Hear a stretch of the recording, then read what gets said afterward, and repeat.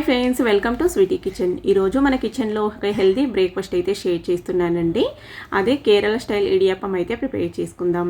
ఇది చూడడానికి నూడిల్స్ లాగా ఉండడం వల్ల పిల్లలు కూడా చాలా ఇష్టంగా తింటారండి. కేరళ వాళ్ళు అయితే బియ్య పిండితో ప్రిపేర్ చేసుకుంటారు కదా, మనం ఇక్కడ హెల్దీగా జొన్న పిండితో అయితే ప్రిపేర్ చేసుకుందాం. జొన్నల్లో ఉన్నది మనకు అందరికీ తెలిసిందేనండి, జొన్నల బెనిఫిట్స్ గురించి. ఇందులో ఫైబర్ బాగా ఎక్కువ ఉండడం వల్ల మనకి షుగర్ ఉన్న వాళ్ళకు కూడా చాలా మంచిది.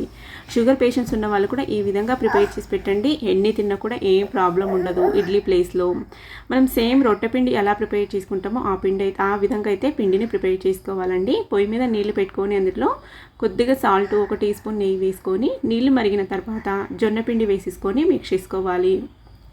స్టవ్ ఆఫ్ చేసుకొని చూడండి, ఈ విధంగా అయితే పిండిని బాగా మిక్స్ చేసుకోవాలి. పిండి అనేది బాగా మిక్స్ చేసుకున్న తర్వాత ఒక 5 నిమిషాలు పక్కన పెట్టేసుకుందాం. పిండి ఆ వేడికి అనేది బాగా ఉమ్మగిలినట్టు అవుతుంది అన్నట్టు.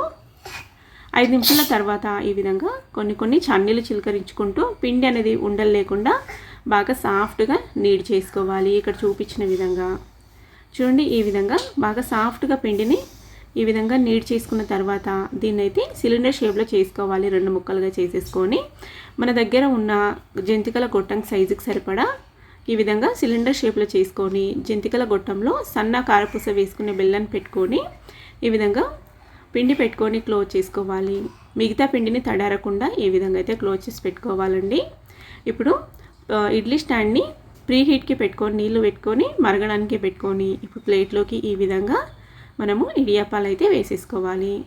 మీకు కావాలంటే రౌండ్గా ఒకే దానిలాగా వేసుకోవచ్చు, లేదంటే ఈ విధంగా చిన్నగా ఇడ్లీలాగా కూడా వేసుకోవచ్చు. చూడటానికి మనకి నూడిల్స్ లాగా ఉండడం వల్ల ఇంట్లో చిన్నపిల్లలు కూడా చాలా బాగా లైక్ చేస్తారు. అలాగే ఎప్పుడు ఇడ్లీ, దోశ కాకుండా డిఫరెంట్గా ఈ విధంగా ప్రిపేర్ చేయడం వల్ల ఇంట్లో వాళ్ళందరూ కూడా చాలా బాగా నచ్చుతాయి. వీటిని మనము సాంబార్తో కానీ లేదంటే ఏ చట్నీతో అయినా సర్వ్ చేసుకోవచ్చండి. దేని కాంబినేషన్ అయినా చాలా బాగుంటుంది. దీన్ని మళ్ళీ స్వీట్ లాగా కూడా తీసుకోవచ్చు.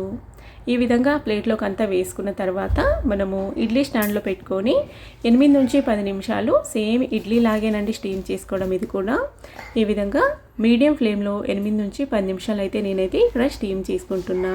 మరి ఎక్కువ టైం ఏం తీసుకో, మనకి ఇడ్లీ అంతా టైం తీసుకో, ఇంకా కొద్దిగా తక్కువే తీసుకుంటాయి అన్నట్టు స్టీమ్ అవ్వడానికి. చూడండి, ఈ విధంగా 10 నిమిషాల తర్వాత చూస్తే మనకి ఈ విధంగా చేయికి అంటుకోకుండా పర్ఫెక్ట్గా స్టీమ్ అయినట్టు తెలుస్తుంది. ఇప్పుడు స్టవ్ ఆఫ్ చేసేసుకొని ఒక 5 నిమిషాలు అయితే పక్కన పెట్టేసుకొని తర్వాత సర్వ్ చేసేసుకుందాం. చూడండి, చాలా ఈజీగా హెల్తీగా మనకి ఇక్కడ జొన్న పిండితో ఇడియాప్పాలు అయితే రెడీ అయిపోయినాయి కేరళ స్టైల్లో. రెసిపీ నచ్చినట్లయితే మీరు కూడా ట్రై చేసి మీ ఫీడ్బ్యాక్ని నాతో షేర్ చేసుకోవడం మాత్రం మర్చిపోకండి.